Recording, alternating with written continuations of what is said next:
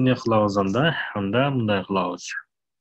Рабочий столдон бир папка ачабыз. Макулбу?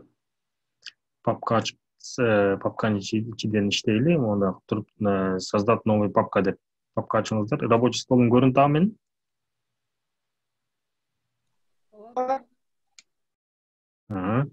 Көрүнсө, создать новый папку деп бир папка ачкыла.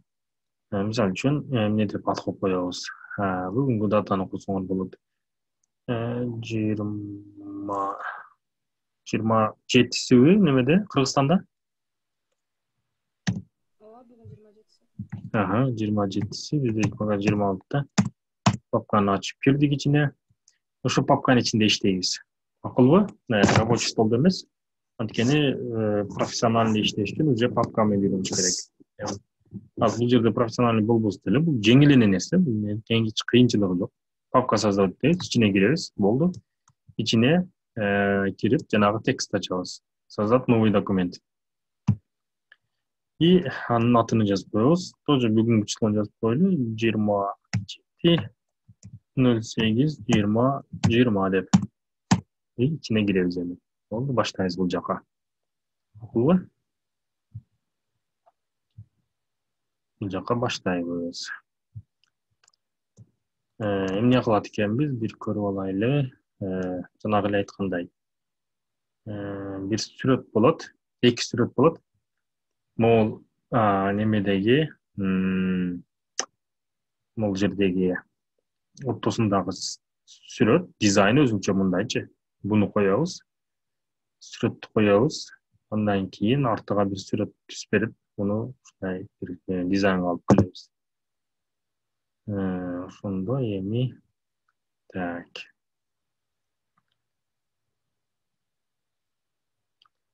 Антип баштайбыз. Аш менен баштайбыз. Суга. Так.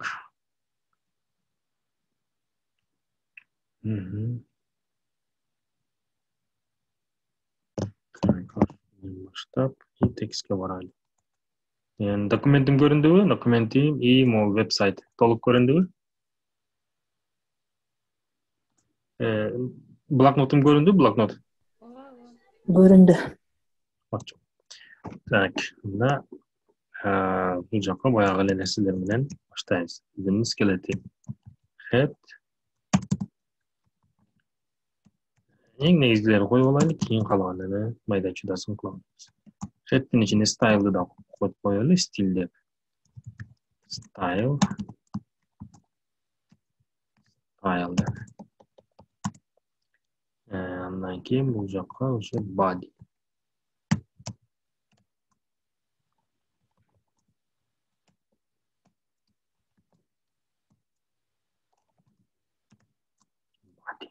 Вот.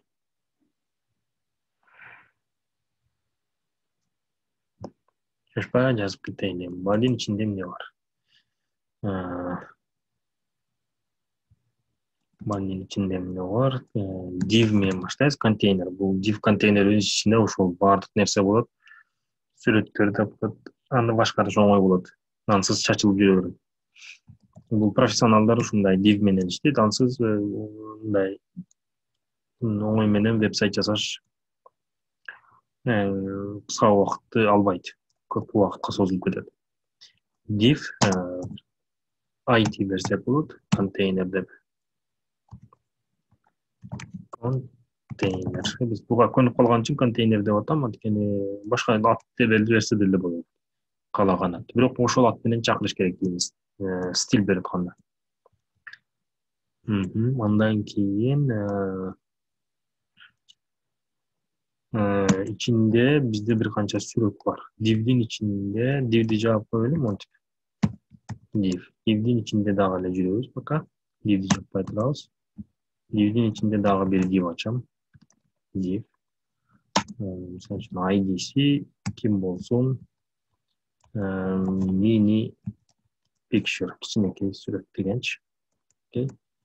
Андан кийин муну дагы жаппай турам. Бирок бул жака түшүрүп коеюн. Могул үстүңкү div кичинекей divдики, сырткы div чоң divдики. Бул жакка эмне жазабыз эми? Теманы берели бул жакка. Тянь-Шань тоолору депчи. Кыргызча, орусча клавиатурасы жакшы дегендер жазганды тез жазгандар болсо, кыргызча, орусча жазып берсең болот. H1 дейли. H1. Мен мындай эле улантып берейин. Тянь-Шань депчи. Окей. Тянь-Шань деп улантайын. Ondan keyin emne kerak? Ondan keyin H1 dedik. Mol jashil yozuvni yozish uchun пока shoshmay turadi. Tyanshan Mountains'ga deb qo'ying. Ketadi shu hozircha. Tyanshan Mountains и H1 yaptım. Okay. Ondan keyin astiga dag'i bir H açabız. H misal uchun 2 deb qo'yaylik. Kim tarafından? By misal uchun Jazgul. Yozsam Sabina yozsam Asiyana deb. Altın tarif familiyangizda yozib qo'ysangiz bo'ladi. И H2'ni cevabız. Все. Temani qo'ydik. H1'ni и H2'ni yazib oldik. Okay. Endi Moldivni yaptık. Okay.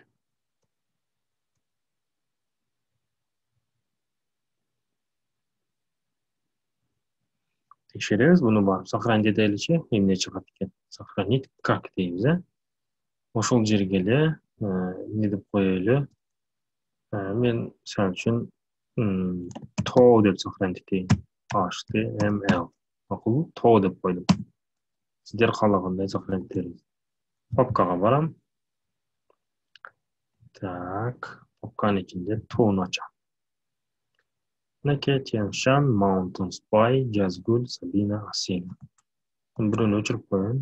Misal uchun bunday qolaversin. By me deb qo'ying. Kim xohlagan yazsa bo'ladi. Mana o'zgardi.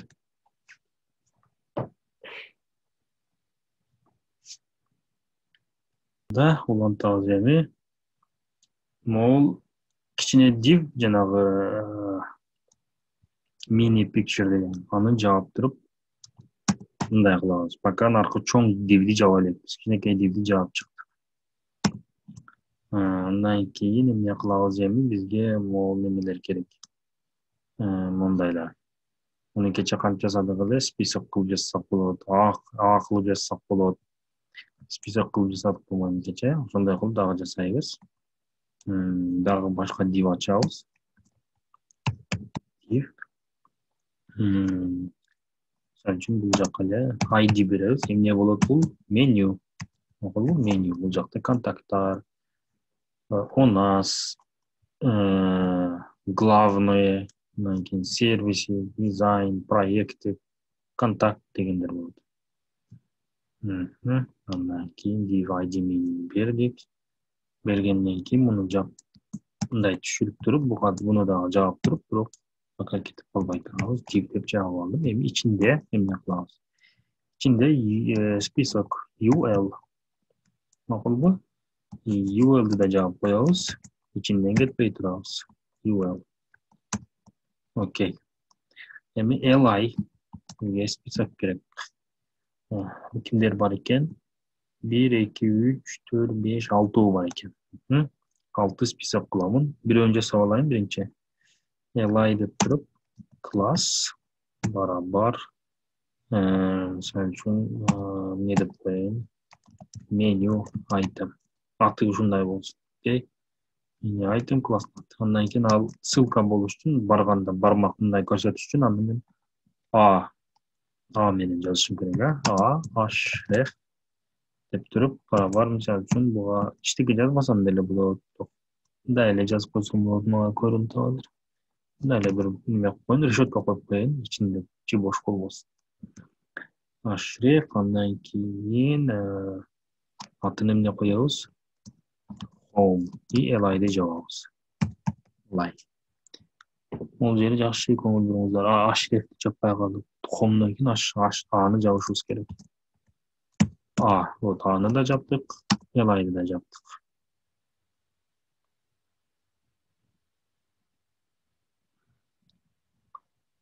Эми мындай узун көчүрүп туруп эле, көчүрүп туруп, копировать, мындай белгилеп туруп копировать, и вставить деп 6 жолу жасап коеюн. Канча болду? 1, 2, 3, 4, 5, дагы биринчиси 6 болду. Вот. Аттарын өзгөртөм. Булар баары тура берет, ат эле өзгөрөт. Бул жакта home болсо, кийингиси эмне болду? About, on us дегендей.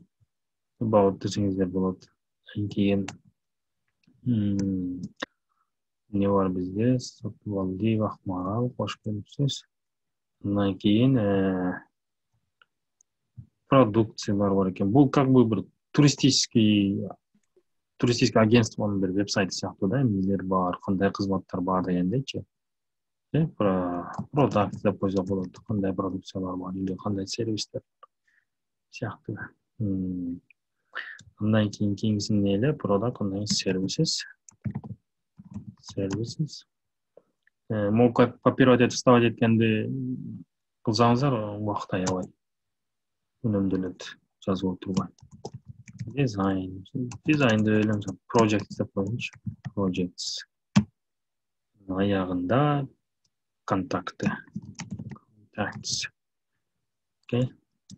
Текшеребиз, эмне чыкты бизде? Элайлар жабылды, URL'лер жабылды.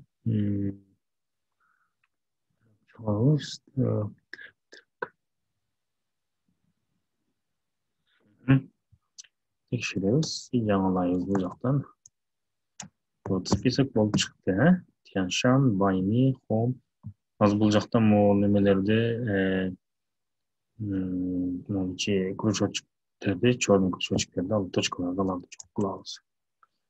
Бул кружочктерди англисче неме деп коет? Bullet деп коет. Казарма? Пуля деген сыяктуу, пуля. Bullet points. Bullet points.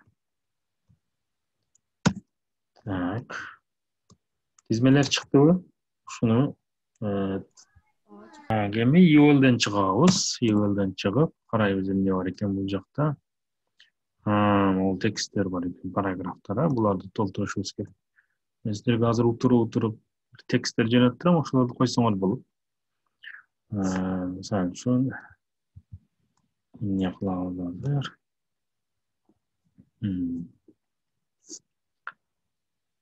Географиясы деп бир тема коет экенбиз. Киребиз анда. URL'de өзбүз пока. Так.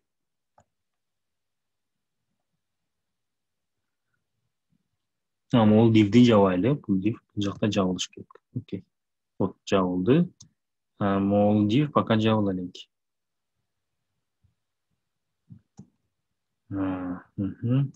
Жакшы, түргөндөр болсо. Вот. Бул URL'дин диви дагы жабылды, URL дагы жабылды. Пока эң чоң див жабыла элек. И ага эмне коебуз? Дагы бир див ачабыз. Контенттер үчүн. Div ID барабар content деп койгула. Content. Окей. Аны дагы жаап туруп, ичинден чыкпай турабыз. Бул жака эмне кылабыз? Мисалы үчүн h канча экен размери? Видео h2, география деп жазайлы. h2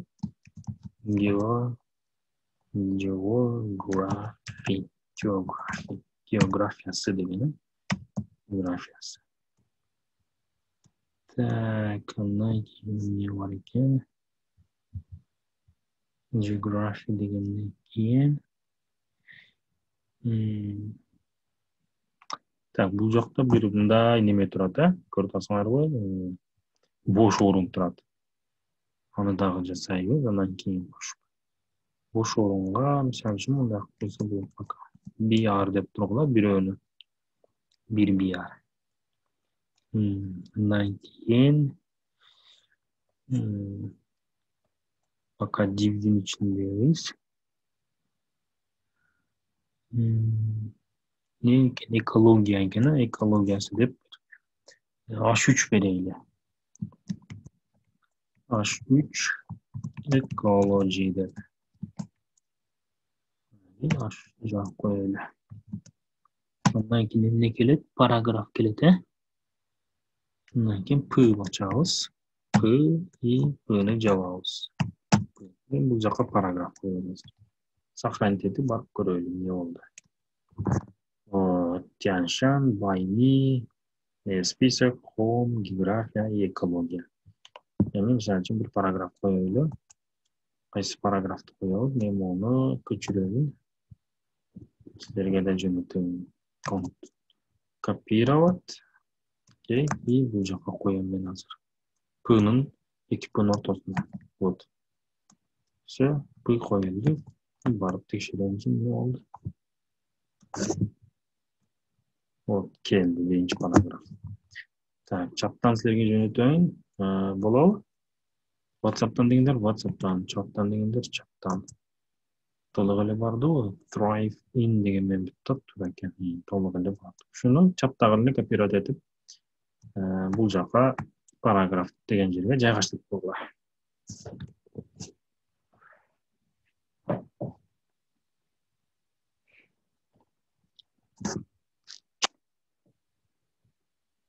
Так, yetishdinglarmi, yozib bitdinglarmi? Mo'l P'ni janag'idaylar. Ikki P'ni o'rtasiga mo'l nimani qo'ydik. Tekstni jo'natdim, o'shani qo'yib qo'ysanglar.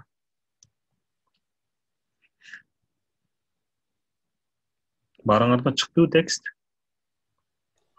Kimda chiqalik tag'ili? Tag'ili chiqaliklar bormi? Keyin cho'g'ilib qolmasin keyin. Так, endi contentning içindeyiz bakka, endi bu ne qilamiz? Ekologiyasini yozibmiz. Qaraychi, nega solibdi bu yoqda dag'i. Granitsasi deydi. Granitsasi bo'yicha yozamiz bunda. Так, bu div contentga tegishli, bu div eng главный. Endi onda ne qilamiz onda?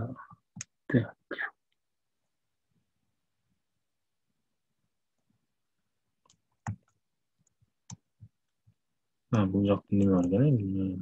Bo'ladi, granitsa, lедниковый periodu shuni hisoblab ma'qul. Endi tag'i bir ochamiz. Ne ochamiz? H3, H3 anteni mo'l ekologiya degandir. Cho'g'u birday formatda ketsin. H3 ice H toplayalım. Bir H3 javobimiz. H3 ondan keyin qayerga janobi paragraf. P'ni javobimiz. İçine ne qo'yamiz? İçine buni men ko'chirib qo'yayin. Sizlarga shuni jo'natib qo'yim davar. Kopировать и ставить. Sizlarga da jo'nataman shuni.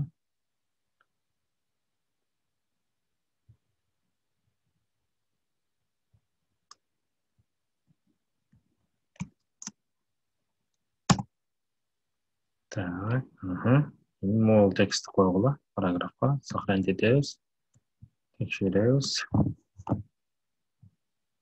Так, endi chiqadi. Saqlanib etilmaydi.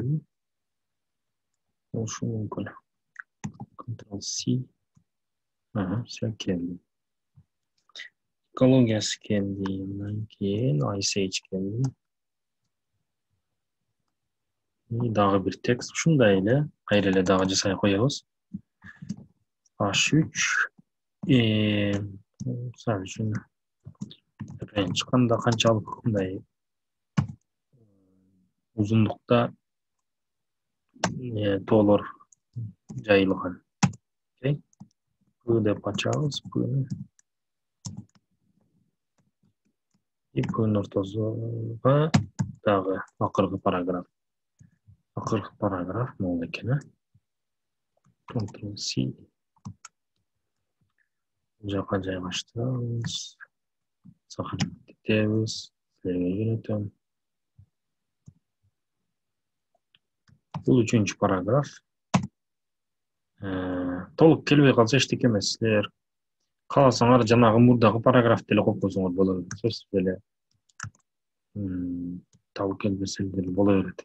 Главный бул жакта бир параграф турсун да. Окей.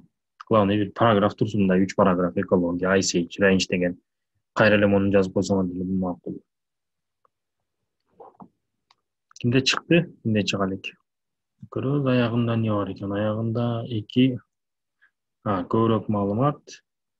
Андан кийин могул видеолор бар экен, э? Аны аягында көрсөтөм, азыр эмес. Макулма, аудиону коюп коелу эле, аудио жеңил эле. Аудиону кандай коебуз? Мындай коебуз. Так, бул div кайда жүрөбүз биз азыр? Эң главный divде жүрөбүз дагы эле. Так, бул жака дагы бир H3 жасайды. More information депчи. Более детальный маалыматтар үчүн астыга түшүп уккула дегендей. Бизде audio control деген неме бар. Команда бар. Ошол audio control бизге немени берет. Музыканы алып келгенге уруксат берет. Source деген сөздүн мааниsin ким билет, ким уккан?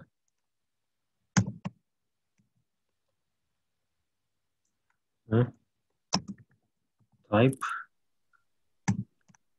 Source деген сөздүн мааниsin ким уккан, ким билет? Звук. Source деген бе? Жок. Voice деген звук, а source деген source. Так, type. Кандай форматтагы бул жака аудио алып келебиз. Audio MPEG деген. MPEG. Андан кийин аудиону жабабыз. Так, аудио. Окей, жаптык. Эми ол sourceга бир музыка коюшубуз керек. Эмне койсок, кайдан бул? Менде бул музыканын MP3'си бар. Мен муну түшүрүп, MP3 кылып даярдап койгом. Ошону силерге жөнөтөм азыр. Вот. Чаттан аны жөнөтүп коем, макулбу? Так, биринчи чаттан жөнөтөлүктөн мурун мындай кылабыз. Биз кайсы папкада иштеп атабыз? Папкаңар билесиңер барыңар? Могул сабактын башында ачкан папкабыз бар, ичинде текст бар, ичинде HTML бар. Ошол жака жайгаштырабыз. Анткени бул код ошол папканын ичинен эле бул музыканы алыш керек. Макулбу? Мен бул жака ушул музыканын атын жазам мындай. A чекит MP3 деп.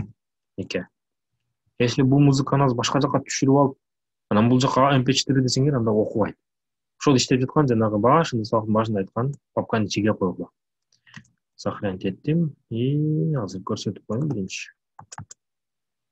Так, бул жакта. Вот. Көрөбүз, келдиби? Келбеди. Неге келбеди? Дагы бир жолу сохранить этебиз. MP4 сохранить еттик. Кайда кеттиң?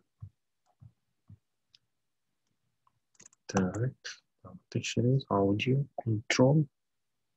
Чекит MP3 аудио. Сизде MP3 болуп калды ошо. Кандай?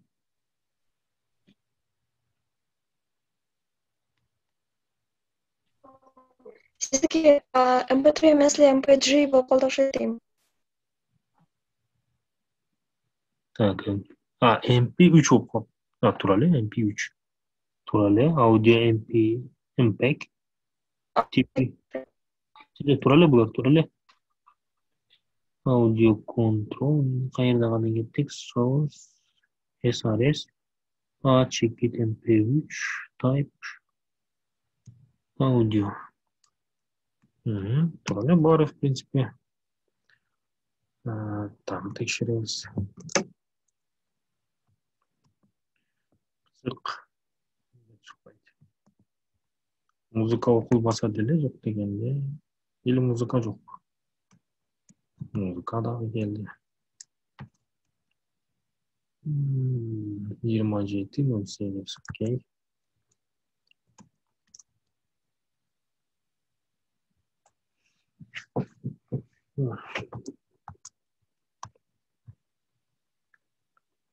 Type 3.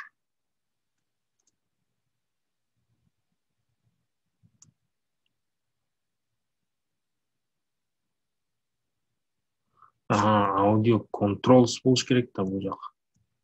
Ушундай немеси бар да. Бир тамгадан дагы зависит этет да. Окей. Вот. Audio controls. Түсүнүңөрбү? Controls. Окей.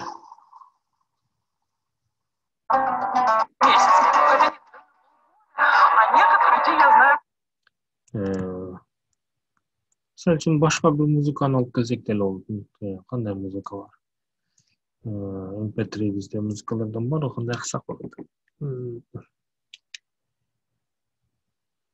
Misal için Машботой. Окей. Машботой. И анын MP3'sini табайлы.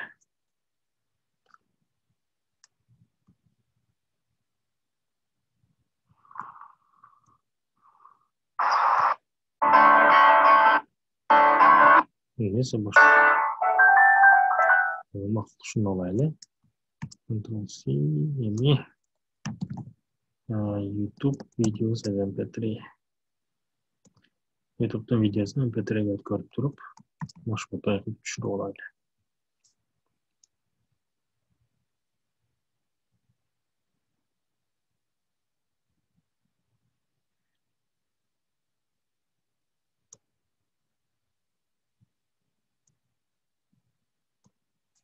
Так, мага келди Машботой MP3 болуп скачанный файлдарды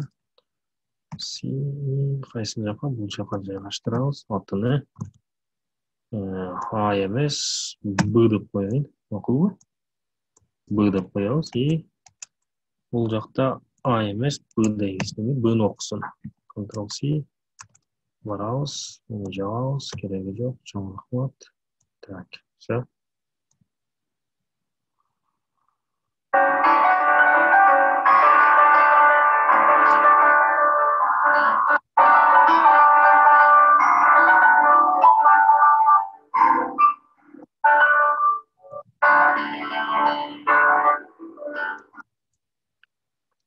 Так, я музыканы жөнөтүп коеюн да силерге. Муну жазабыз.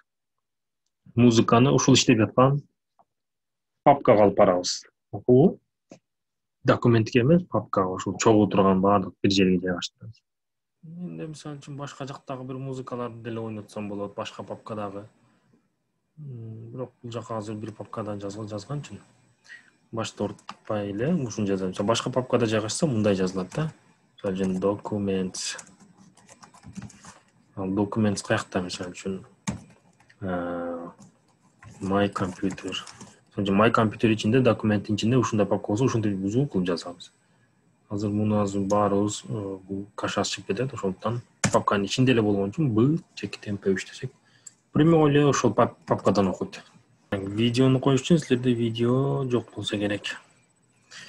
Видео жок. Макул биз видеону коюп кое берели, бирок видео кандай кылабыз? Ойлонуп көрөбүз, аны дагы жазайлы анда. Так, видео. Видеого бизге неме керек? Канча чоңдукта болсун, мисалы үчүн. Вид деп коеюн. Чоңдугу бир, мисалы үчүн 270. Controls кайра эле, адашпай эле. И жанагы эле source src Аз жазабыз, андан кийин type барабар type бул жакта видео и mp4. Андан кийин видеону жабабыз. Видео. Сохранить етебиз, текшеребиз. Так.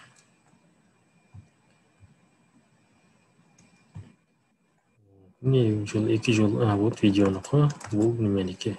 Просто бизде видео жок болгон жок, ал азыр айланып тура берет. Бул өз буну астыга түшүш үчүн бул жака PR жазып койгула. PR деп астыга түшүп кетсин. Вот, музыканы астыга түштү, дагы бир жазсак. Блокнот көрүнбөй турат го. Блокнот көрүнбөйт дагы. Эмичи? Көрүнүп атабы? Көрүндү.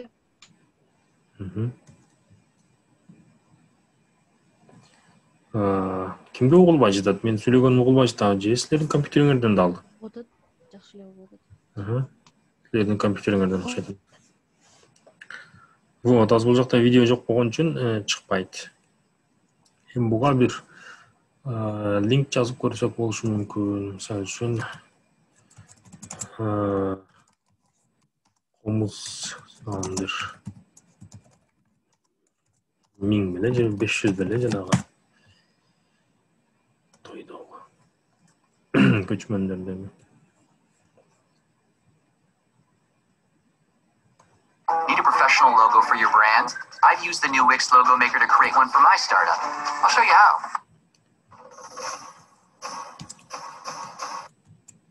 Так, мындай улап көрөлүчү иштейбеген source'тун ордуга YouTube'дагы немени коютам. Ссылканы. Анткени видеону силерге чаттан жөнөтүш оңой эмес. Так, эми муну сохранить этебиз, иштетебиз. Болбойт экен ал. YouTube'дагы видеону иштетпейт экен.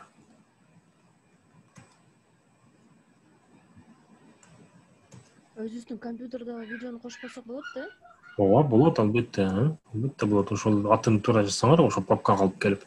Эми мен кандай кылдым? Просто эле видеом бар. Ошону эле жанагыдай кылып туруп эле атын жазып койдум.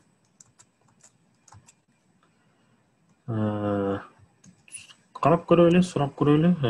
Мисалы үчүн HTML video tag source from URL range. Source attribute чыгат экен. Так, movie жок. Кереги жок бизге булардын. Так, video tag URL source мындай эле жаздык бизде эле. Another website like source exam OGG movie source movie OGG movie OGG эмнеге иштебейт анда? Так, OGG деп көрсөтүп анда. OGG туура эле. Окубайт экен, бул форматта окубайт экен. Макул кереги жок. Мен өзүмдө видео бар, ошону эле коеюн.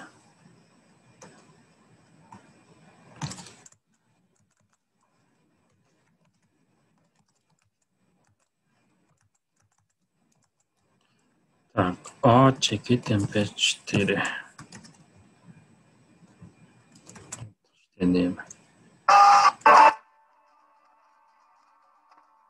Невероятно красивый, сочетает в себе все, что нужно для здорового отдыха. Так, кодду шашпай жазгыламын. Чоңойтуп койду. Бул жактан баштап текшерип алгыла. Так, негизинен бүттүк. Эми стилге келебиз. Стилди кылайлы. Так, стилди баштайбыз. Мадина. Силер таптакыр өзүңөргө бир формула ойлоп таап алыпсыңар. Бул жакты муну карасаңар, кандай жазылып турат. Силер болсо бул жака скобкаларды коюп салсаңар монтип. Эмнеге коесуңар? Ошол жакты жакшылап карагыла. Акылбы? Aha. Эмне болсо ошону жазабыз. Так, Жазгүл мону жакшылап текшергиле кайрадан. Агай, видео кошуп атканда размерине карабайт да, канчалык узун или кыска болсо деле продолжительность. Ооба, узундала берет. Анын все равно силердин немеңерден компьютериңерден окуп атат да. Бул жакта память маанилүү эмес.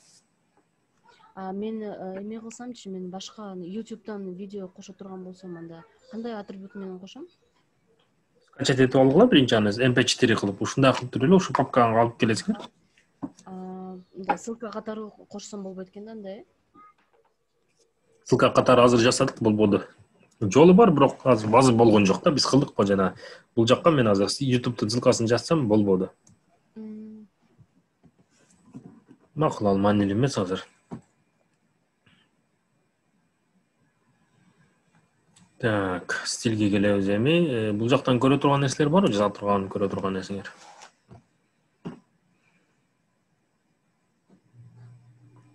Жок, баарын жаздык. жазып бүттүм эми баары.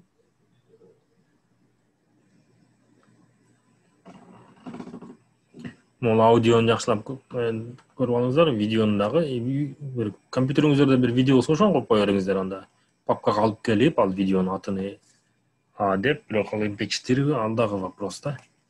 Башка бир DVD, башка бир форматта болсо да ачпашы мүмкүн. Азыр пока биз мен MP4 даярдаган үчүн MP4-ни сиздерге даярдап ачып бердим. Так. Стилге барайынчы. Стилде эмне бар экен? Контейнерден баштайлы. Биз div'ди жаптыкпы? Div бул жакта жабылган. Хорошо. Контейнерде эми эле кетип калды.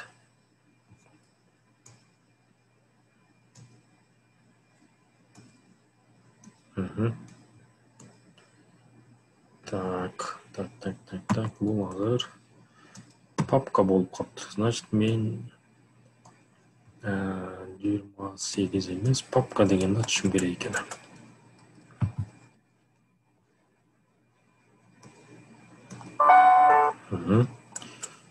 Папка и стилге барабыз.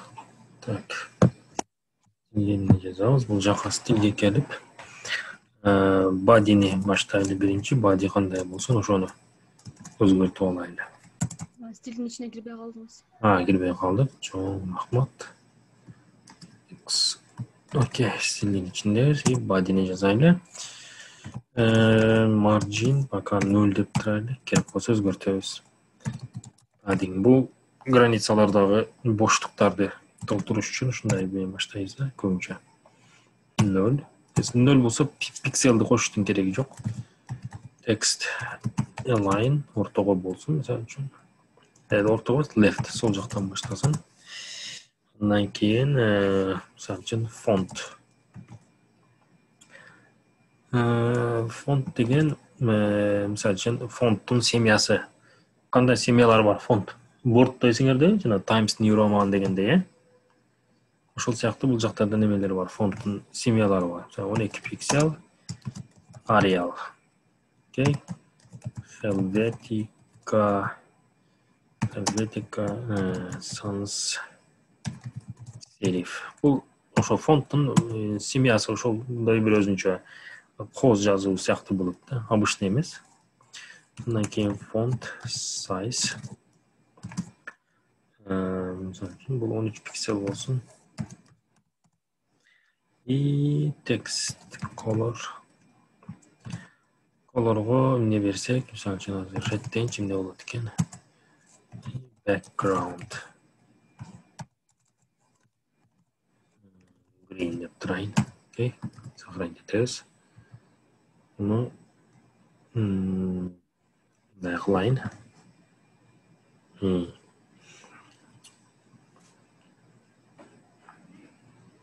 Так, body, margin, padding, text align, font size, color, green, background, back. Bu vaqtda back bo'lib qolibdi, ground bo'lishi kerak. Okay. Background.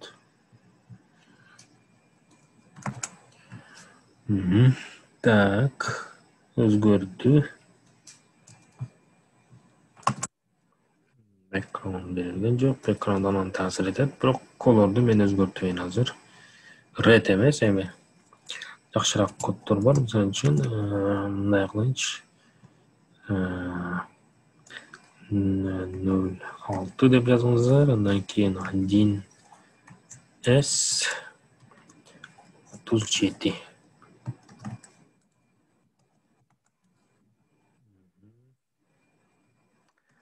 Artını olsa kim qilayli? Y var. F Y4 degan.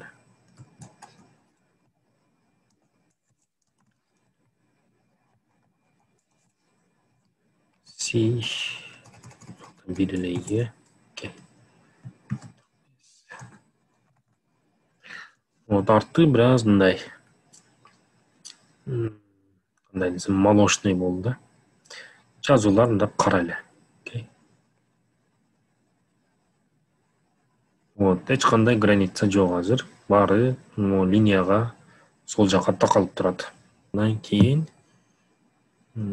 kimda so'rab bor ekan birinchi? Okay.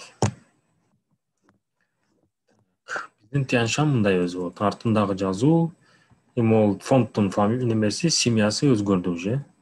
Okay. Ortindagi surat shunday bo'ldi. Так, endi dальше kimdan boshlaymiz? Misol uchun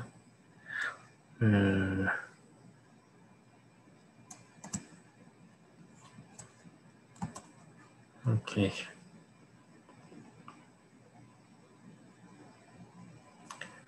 Так, bizda konteyner bor bo'lsa, okay, konteynerni olaylik. Konteyner ID ekan, unda reshetka bilan yozamiz. Konteyner ID bo'lsa, reshetka bilan boshlaymiz. Class bo'lsa, tochka bilan boshlaymiz. Konteyner и start tushib yoqlaymiz. Display deydi, blok. Bundan keyin height'ni avtomatik deb qo'yayın.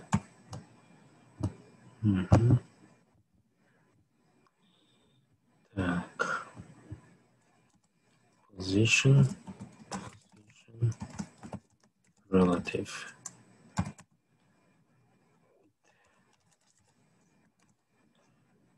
$940 pikselden şimdi çıkıyor ekan.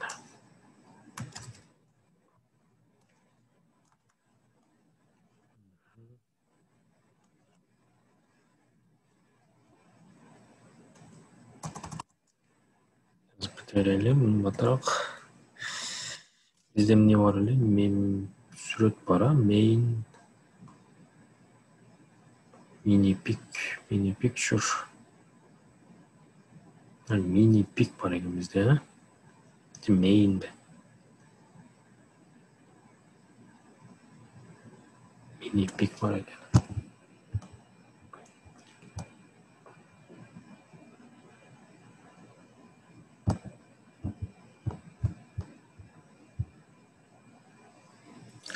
Tak, mini picture, ondan keyin H1 alaylik oyunu.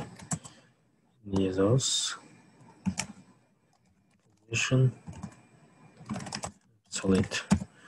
Bu жақта relative desek, bu жақta container relative болса, қалғандары absolute болуш керек. Анткени контейнер içine giriş için ушундай absolute relative деген синтакс бар.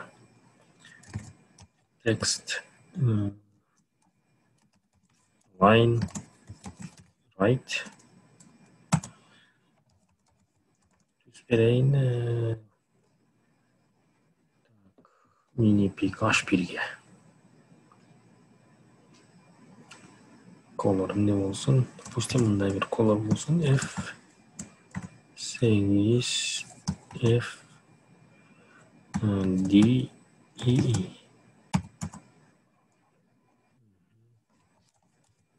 font size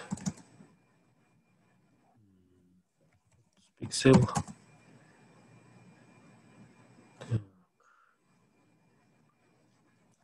Left 60 piksel.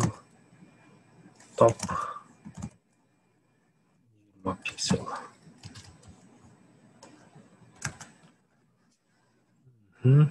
Tianshan Mountains. Түсі başqacha olib qoldimi? White yo'q, white emas. Maqul shunday aytib tursangiz, yozuvdan tayliдағы. Bu biraz uzunroq vaqt oladi. Minipik H1. Bizda H1 bor, ha? H2. Shuningdek H2.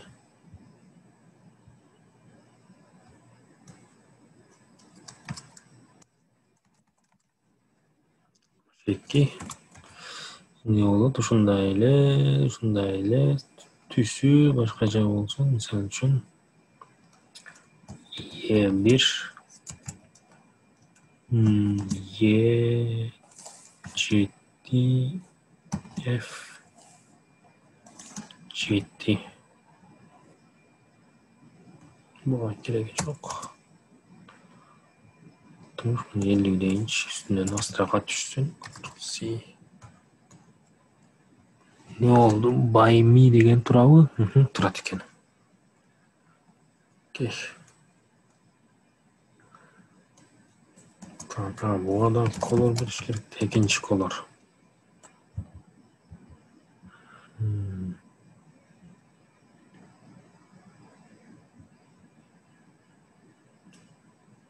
İkinci color olsun. Şimdi.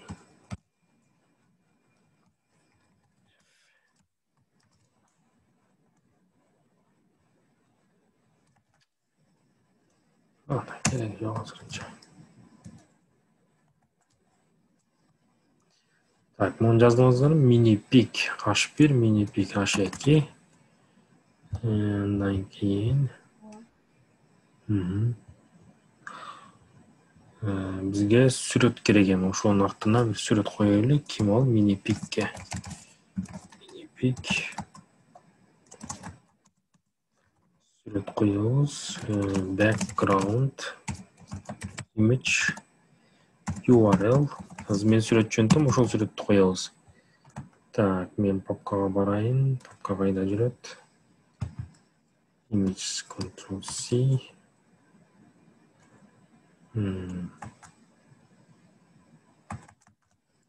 Java qo'yayın. Ctrl B. Ati ne ekan? Ati main ekan, ha? O'qitdan kim ne chiqadi ekan? Main cheki chpg. Jada tushul. Ctrl C. Bu joyga qo'yishim kerak buni. Ctrl C. Bunu suratni biraz o'ngib qo'yayın. Background repeat. No repeat qaytalanmasın. Ötkeni surat kichikroq bo'lsa, qayra copyright etaveradi. 900 piksel. Olayım bir tigin olsa, height misal için 350 de koyayım piksel. Tekşiriz. Geldi. O konteynerden başlayıp yakacağım. Qatar qarab chiqlar.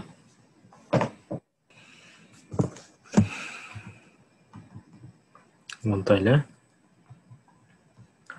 Tagimi mol menüni jasayli. Menümiz qanday bo'lishi kerak? Bunda bo'lishi kerak ekan, ortiga bir surat kerak ekan bizga. Menda bir surat bor, o'sha surati. Onu topib kelamiz. Tak, Ctrl C. Joyga qo'yamiz. Menü degan surat. Bu joyga menü yozamiz. Shotka menü. Background image.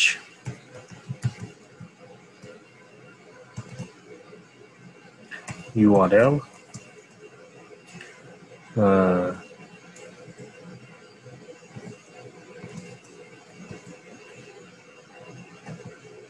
Menu чекит JPG. Background image mean. Окей. Кайрадан background repeat. Repeat, no repeat. Repeat. Bundan keyin şirina, vысота 940 толуп турсун. Анткени 940 деп жогоруда белгиленgenбиз. Height сатасы мисалы үчүн 75 пиксель болсун.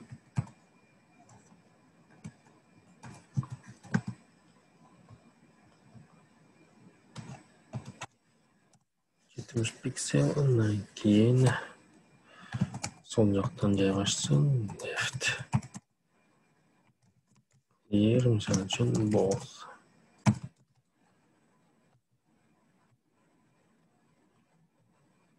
Биздин код барып текшеребиз.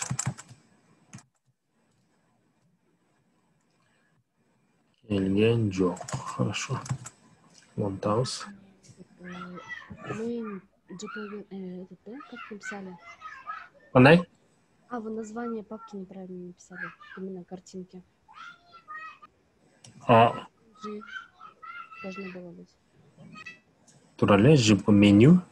Папка. Короче. PNG экен ала, сүрөтүбүз PNG экен. Все. Рахмат. JPG эмес, бул PNG экен. Бул да бир сүрөттүн бир түрү. PNG.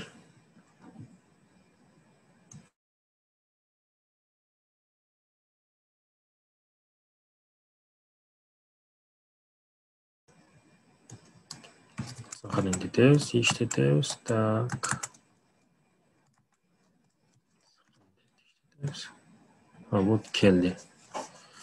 Ушул жака могул менюнү киргизишибиз керек, жайгаштырыш керек. 1000. Так, эми бизде контент бар. Контент ким бар? Контентте булар экен. Контенттер стиль берип коелу контентке. Контентке эмне кыламыз? Мисалы үчүн with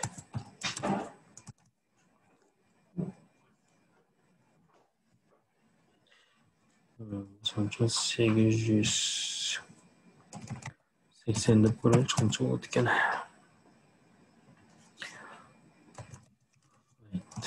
Auto background color кереги жок. Пока шашпай турайлы. Padding left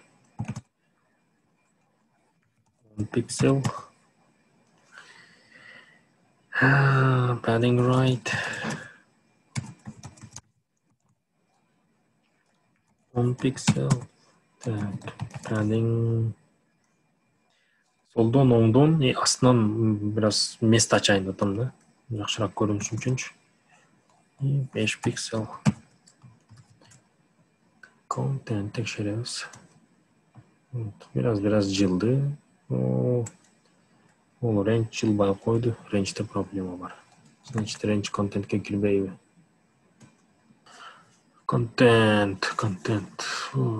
Range өзгөрбөй калды. Эмне үчүн контент кирбей бул жака? Div. Div бул жакта чыгып кеткен турбайбы? Range'ден мурун. Окей. Div'de алып коюнчу. Ctrl X. Range'ден кийинге коюп коеюн. Ctrl V. Сохранить. И вот range так өзгөрдү. Окей.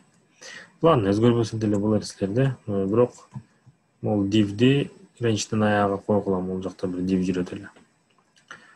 Главное бираз немени түздүп алайлычы. Эми стилди бүтүрүп алайлы, андан кийин каталар үстүндө иштейбиз. Контент бүттү. И бизде списоктор бар экен. Меню UL.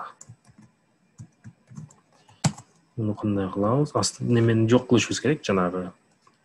Могул баягы bullet point дедим го.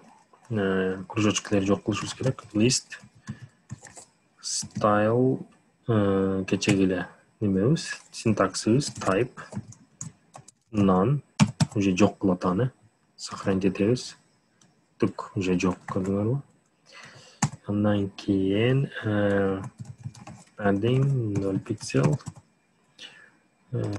margin left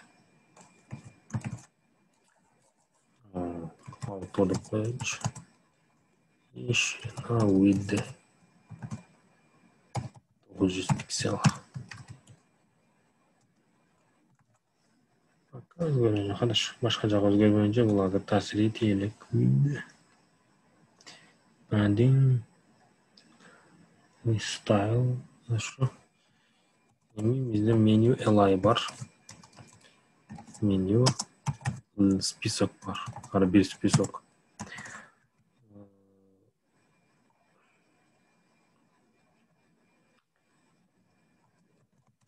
Padding pixel deyilичи. Keyin display inline. Вот, уже бул жака тизилди. Көрдүңөр, жана inline деген мен блоктун айырмасы да бул. Inline блок. И ким бар бизде? Андан кийин меню A дейбиз.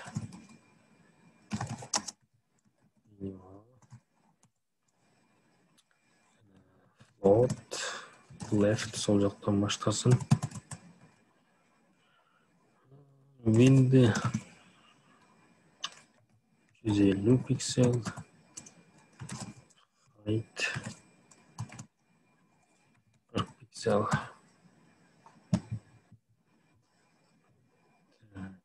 Андан кийин дагы не өзгөрөт бул жакта?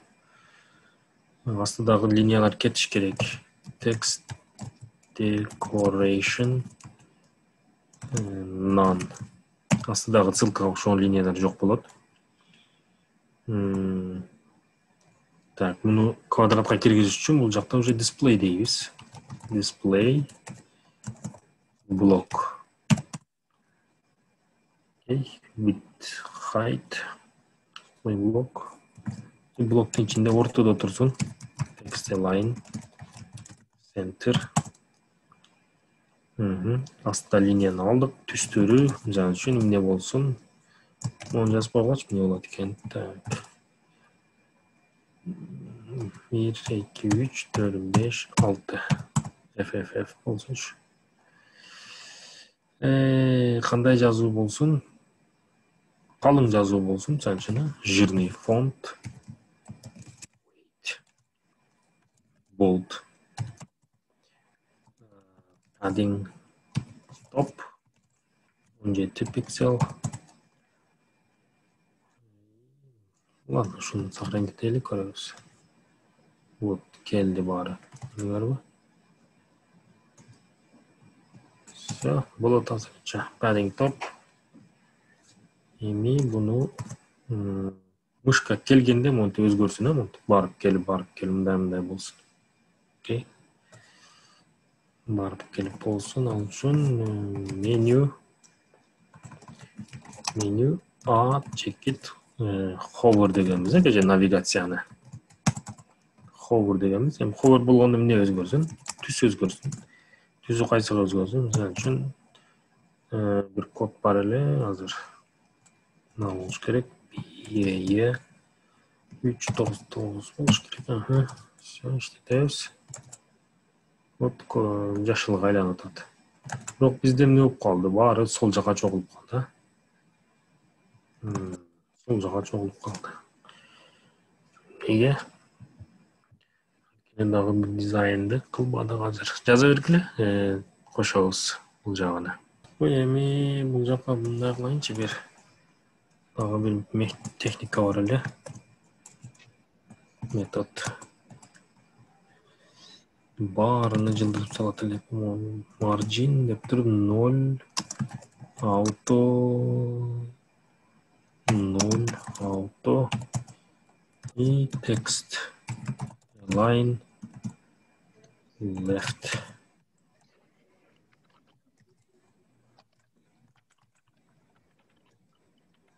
Все. иштеттигеми могул калып кетти. Бул эмне үчүн калып кетти билбейм. Хорошо. 5 мүнөт берем, текшерип алгыла бул жерге чейин. Андан кийин астыга жылам. Бул жагын текшергиле эми.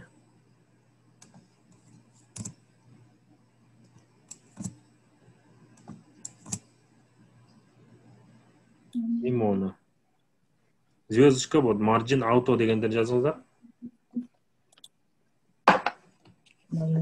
Негизи мындай болду уже, бүттүк, бизчи муну жасадык. Эми ол экология дегенден кийин BR, ISH дегенден кийин BR, range'ден кийин BR'лар коюп койсо, бул ортолору ачылып калат. Вот навигация иштеп атат. Хотя эчтеке иштебейт, басса. Tianshan Mountains by me, by дегенден кийин атыңыздар жазып койсоңуздар болот. Андан кийин уже Tianshan тоолор жөнүндө. Мисалы үчүн range дегенден кийин BR койсок болот. Так. Экологиядан кийин BR коебуз. BR, range'ден кийин дагы BR.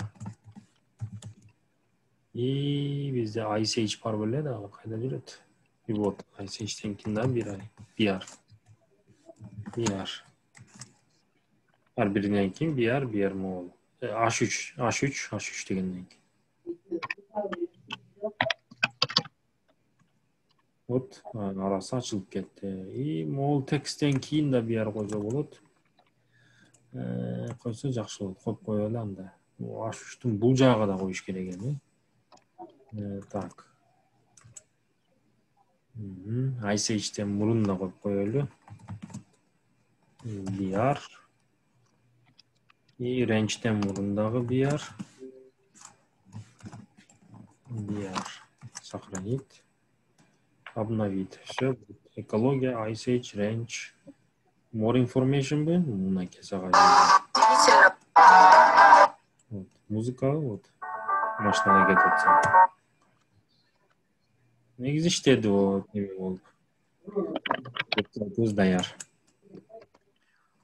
Кыска убакытта аябай көп нерсе өттүк. Мисалы үчүн HTML жыйынтыктасак эмнелерди өттүк.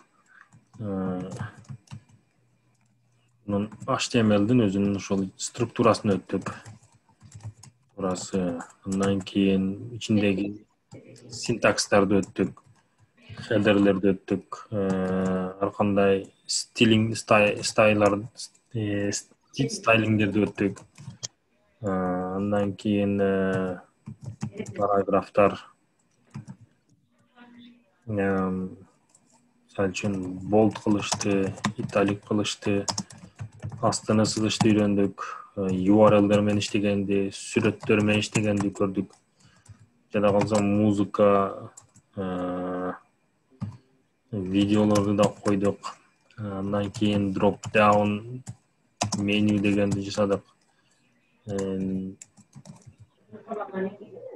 Navigate баттондор жасадык. Таблица. Ооба, таблица жасадык. Жакшы нерсе жасадык. Таблица жасадык. Андан кийин ошол стайлинг бул өзүнчө бир тема. Стайлинг бул Ctrl X деп. Стайлингден эмне өттүк? CSS-ти көрдүк. Бул өзүнчө дагы бир синтакс. CSS-те ошол позицияларыны, позишндарын, колорлорун, background-тар негизинен ушуларды көрдүк да, окей. Вот. Border деген жана границаларын өзгөрткөндүчү. Границалар. Биз бул жакта дагы нелерди өттүк элек, кнопкалар, окей, баттондар жанагы кнопкалар, кнопка. Андан кийин аябай маанилүү дагы бирөө список, lists, списоктор. Ушуларды өттүк. Эми буларды дагы эле мен түшүнбөдүм, дагы кыйналдым деген бирөө болсо, молодец, Азамат. Анткени бул оңой эмес. Бир жумада үйрөнө турган нерсе эмес. Бирок ушунча чыгынып келип буну азыр жазып, көчүрүп жазып иштетип аткан бул өтө чоң бир жакшы прогресс. Пока ийгилик эмес, но прогресс да бул. Эми муну дагы бир жерде бирөө көргөзгөн жерде уже мен билем муну, мен уктум эле, буну уже тааныш мага деп Мисалы үчүн бирөө бир окуяны бир айтып берсе, кинону китептен кайра окусаң, аябай жакшы түшүнөсүң дегендей эле. Бunda азыр уже окудуңуздар, дагы бир жерден бир окуп, же бир курска барып, жагы үйрөнөм десеңиздер, бул уже андан да жакшыраак түшүнүктүү болот. Анткени нөлдөн келип туруп эле кабарыбыз жок болуп уктук. Азыр уже кабарыбыз болуп уккан уже башкача болот. Муну менен бир жылдык опыту болсо, уже Бишкекте минимум $300, $500 менен жумуштар башталат. Минимум $300-500 менен. Мен бир нерсени айтсам болобу? Ооба, болот. Мен балам 19 жаштада. Аха. Ушундай курстар ачылып атат деп. Кыздар жазып десем, он так несерьезно воспринимал. А когда жазууларды көргөндөн кийин, он начал уже сиз айтпадыңызбы, CSS начал интересоваться. А мен ушундай билип калдым да, мындай кызыктуу тема экен. Конечно, убакыт аз болуп атпайбы? Сиз да мындай сжато берип атасыз да, но какие-то вот первый шаг уже сделан да. Анын интернеттен сабактарга кирип, өзүбүз да, кыздар да өздөрү да кирип окуса болот да, түшүнбөгөн жерлерин. Албетте. Мен бул азыр кыска интенсивный курс болду. Бирок бунун пайдасыны эми окуган болсоңуздар, бир жерге барып окуйм десеңиздер, көрөсүздөр буюрса. Анткени бул же сиздерге какой-то бир немеде, адам мээсинде бир немелер уже жанагы нерв клеткалары даяр, үйрөнгөнгө буну. Жол түзүлдү. Жолуну салды. Ал эми жолду эми оңдоп, түздөп кетиш керек, жакшылап, чайнап, сиңирип, түшүнүп дегендейчи. Бул 1 жылдык опыт менен, 5 айлык опыт менен бир уже жумуш тапса боло турган бул илим, бул HTML, CSS, андан кийин дагы бир программирование, язык программирование билип алса, мисалы үчүн Java, скрипт, кызыккандар болсо, тиши өтсө азыртан баштапчы, J, Python дегендер менен. Бирок негизинен могу немеге HTML, CSS-ке JavaScript жетет. Үчөө менен уже Бишкектерде жакшы уже практикага кирип биринчи бесплатный болсо деле, азыраак айла, андан кийин уже. Буну менен элдер эмне иш кылат? Эми сиздерге дүйнөдө кандай иштер бар айтып коеюн. Мисалы үчүн, мынакей front-end developer. Буларды front-end деп коет. Front деген фронтальный немени даярдагандар, сол дизайн кылгандардын немелери. Атын ушундай деп коет. Айлыктары канча, мисалы үчүн. Америкада, мисалы үчүн, $70,000 айга, айга эмне, жылыга башталат. $70,000. Бул минимальный. Ал эми Twitter'де, Facebook'та иштегендер 120-130 миң алышат. Front-end developer salary, мисалы үчүн, кайсыл жерде деп коеюн, бул жака Facebook'та дейинчи, Facebook'та иштегендер канча алат? 157 миң менен башталат, жылдык айлыгы. $157,000 менен. Билиңиздерби? Вообще-то 111-226 миң ортосунда колебация этет. Facebook'та. Мисалы үчүн Amazon дейин, дүйнөнүн эң чоң компаниялары. 149 миң, 116 миңден баштап 149 миң, 210 миңге чейин чыгып атат. Даже бонустары бар, $30,000 колуңа ашыкча берет. Бизде айтып атпаймынбы, бизде $300 башталат. Профессионалдар $2,000 чейин алышы мүмкүн Кыргызстанда. Мисалы үчүн Яндексте кандай, Россияда. Көп деле маалымат жок экен, мисалы үчүн рубль 137 миң рубль менен, даже $2,000 менен башталат Россияда. Мындай средний зарплата. Бул аябай талаптуу неме кесиптерден, мисалы үчүн is front end demanding деп сурайынчы азыр. Эмне дейт? Мен котор берем. Front-end болсо highly in demand деп атат. Мындайча айтканда аябай востребованный деп атат. Түшүндүңүздөрбү? Highly in demand. Аябай востребованный дүйнөдө. For any commercial websites or application, любой коммерческий веб-сайт или приложение үчүн бул front-end developer керек. Кайсы бир кичинекей бир компания ачам десе дагы азыр веб-сайт жасаш керек. Веб-сайт жасабай эле анан ал Instagram'дан эле сүрөттөрүн көрсөтүп, андай кылса, анда өзүнүн чөйрөсүнөн алыска кете албайт. Профессионалдуу иштейм десе, сөзсүз веб-сайт керек аларга. Түшүндүңүзбү? Мисалы үчүн Аэрофлоттун веб-сайты. Бул азыр веб-сайт болбосо Аэрофлот каяктан билет салат, кантип клиент табат? Ар бир авиакомпания, ар бир магазиндин азыр веб-сайты бар. Ошондуктан бул немени кесипти азыр баштап уже түшүнүк пайда болгону буюрса сиздер үчүн башталыш аябай жакшы прогресс болду деп ишенем. Мындан кийин да суроолор болсо байланышып кайра турсаңыздар болот. Бул проектиңиздерди акыркы проектти сактап коюңуздар, сураса көрсөткөнгө аягында ушуну кылдык деп. Анан мурдагы жанагы кнопкалар боюнча дроп-даун менюлар, жанагы навигационный нерселер боюнча анан жанагы Чыңгыз Айтматов деп жаздык, Бүбү Сара деп жаздык, дагы эмне дедик, бул жакта Сабина деп да бул сыяктуу нерселерди кылдык. Буларды сактап коюңуздар. Анча кайталаганга бул списокторду жасап. Менде суроо бар. Сурайсыз. Ушундай тармакты иштеш үчүнчү компьютердин качествосу зависит или нет? Жакшы компьютер иштесеби же мындай жөнөкөдө боло береби? Жакшы суроо негизинен. Жакшы суроо, бул баштагыч адамдар баары сурай турган суроо. Негизинен интернет жакшы болсо болду. Компьютерлер мен сиздерге айтайын, $280-350 чейингилер деле жетет. Түшүндүңүздөрбү? 280-350. Анан көбү кереги жок. Вот.